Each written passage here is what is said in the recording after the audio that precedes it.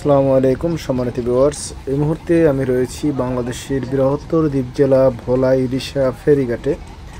তো দেখতে পাচ্ছেন যে MB carnival cruise Dhaka to Bhola Ilisha রুটের ফেরি এই মুহূর্তে রয়েছে ইলিশা ঘাটে।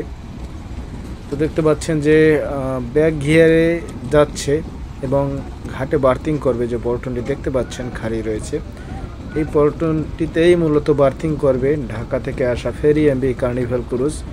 এখানে হচ্ছে ভিতরে গাড়ি বোঝাই, ঢাকা থেকে গাড়ি নিয়ে এসেছে ফেরিটি। ফেরি কার্নিভাল ক্রুজ এই মুহূর্তে ঘাটের কাছাকাছি অলরেডি চলে এসেছে।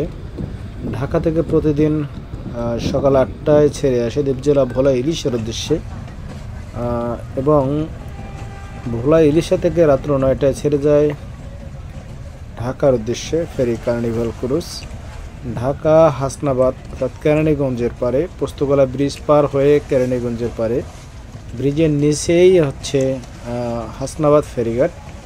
দেখতে পাচ্ছেন এখানে হচ্ছে দুটি পল্টন রয়েছে, হাই ওয়াটার এবং লো ওয়াটার। এই মুহূর্তে যে পল্টনটিতে কার্নিভাল ক্রুজ ফেরিটি ভিড়ছে এটি হচ্ছে